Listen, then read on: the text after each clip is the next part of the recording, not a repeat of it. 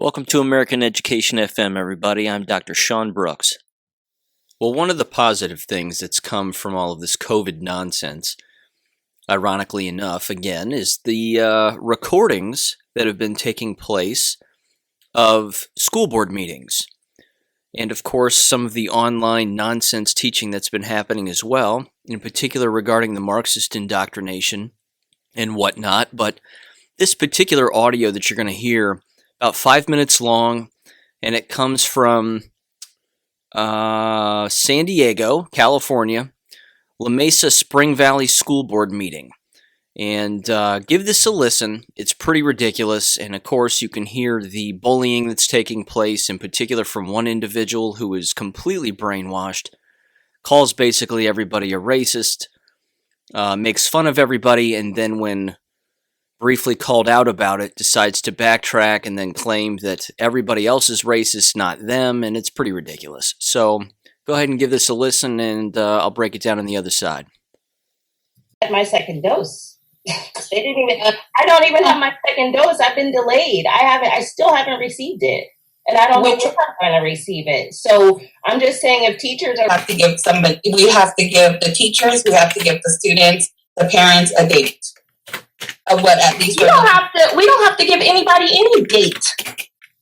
We don't have to do anything that we don't want to do right now. That's what you don't understand. I don't know where you're getting your information or who's telling you that we have to make a decision today, but that is not how this works. We do not. I know that you're new to the school board. I'm not saying this as a slight to you, but we do not have to make a decision today.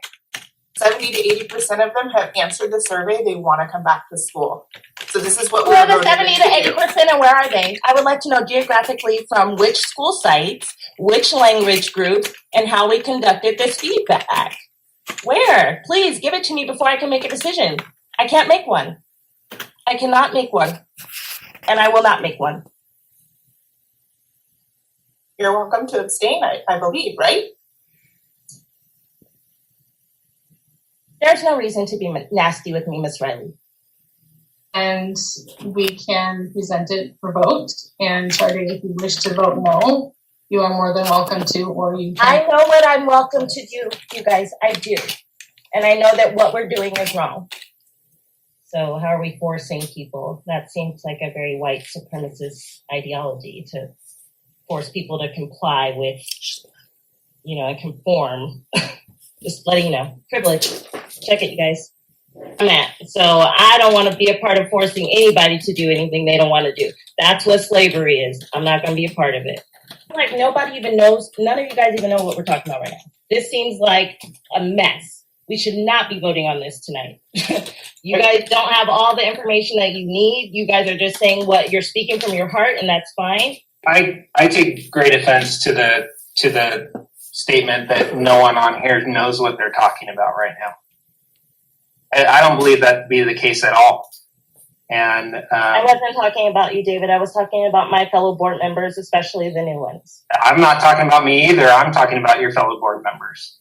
I don't think that's a fair statement. They can speak for themselves. If they have an issue with me, they can tell me, but you don't need to speak for them, David.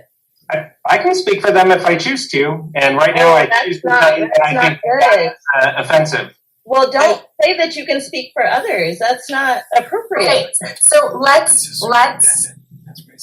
We're upset, and I know this. And it's disrespectful. Like, this is the second time you've disrespected me, David. I think this should be a private conversation between. No, it doesn't need to be private. None of this needs to be private. Racism doesn't need to be private, Becky. I don't need racism to be private. What I need to do is move this meeting along so that we can address the issue of if we're going to approve the school reopening plan, and if we're or not, and if we're going to set a reopening date. And that's what we need to talk about. By what exactly?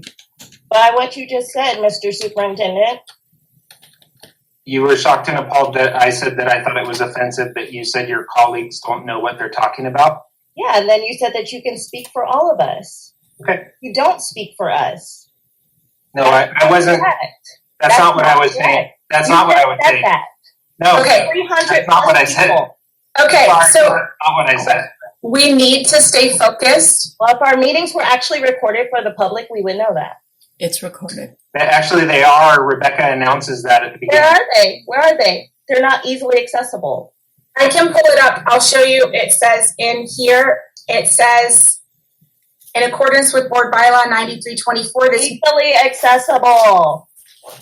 I'm sure that you could ask Kathy to, Does everybody have a Kathy? No, this is what we're talking about. And you guys know what I'm speaking about. So please stop trying to make me seem like I don't know what I'm talking about, like I'm dumb. And I would like to say that I'm offended by the smirks on you guys' faces. I'm just confused, honestly. I don't understand why you're so upset. I don't. That's why I'm upset. I'm not upset. Now, You may not know me, but I'm not upset at all. Okay. At all. Okay, so I'm just confused. And I know you keep throwing out the racism, but I am Hispanic. So I'm Hispanic and I have 4 adopted children. We look like the UN. So that's why when you say you're throwing out the racism, I'm like, I don't understand that part either. So I'm just confused. That's it. These people are stupid. That's my analysis of this. These people are stupid. The people on this school board are dumb. None of them stood up for themselves, except for the male superintendent. And again, he didn't do a very nice job. He didn't do a very good job of it. He wasn't as strong as he could have been. In their own little weak way, he tried to defend everybody. At least he said something, which is better than nothing. But everybody else just sat there for the most part and took it until, of course, the individual at the end, again, with the virtue signaling of referencing her own family and, well, I have multiracial kids and we're basically the UN and we're not racist. Look, you cannot reason with someone like this woman who was saying the things that she was saying. You cannot reason with them, so don't even try. What would have worked better is to simply just move along, make a vote, and get back to school. That's all they had to do. Instead, they let this woman just talk and talk and talk. They should have stopped her, cut her mic, and then just vote. They could have done that. But again, this is what happens in committees when they don't get down to business and they let one human being just hijack the entire thing. Didn't have to happen that way. They could have cut her microphone, like I said, and it would have been done. But wow. And not to mention, again, the hypocrisy was just beyond blatant. She's screaming, she's upset, she's yelling, she's completely irrational. She's just not well. Is not a well human being. And on top of all of that, again, making fun of everybody and calling people racist and then being called out on it as briefly as she was and then saying that's not what I said. You cannot reason with someone like that under any circumstance. This too should show everybody how useless these boards are. They're useless.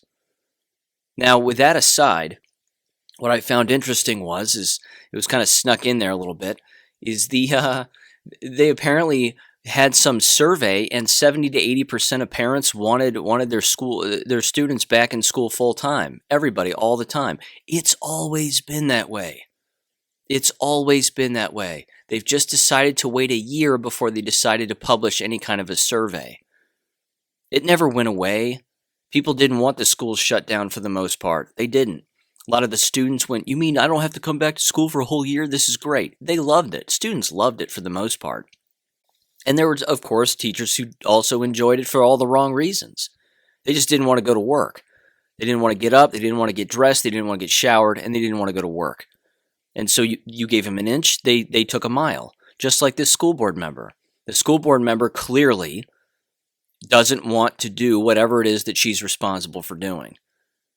And that's, again, all it takes on one of these committees. One bully and no one stands up to that person, and then all of a sudden you just have nothing but conflict and a total waste of time.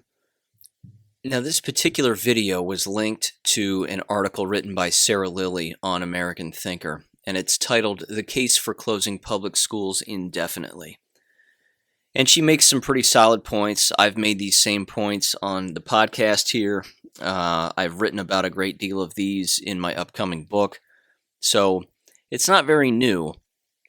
In fact, I tried to publish an article with American Thinker not that long ago, maybe a month ago, and it was basically just about this. And they didn't like it, they didn't take it, but whatever. Anyway, I'm going to read a little part of this article though, because she kind of gets to the meat of the issue here.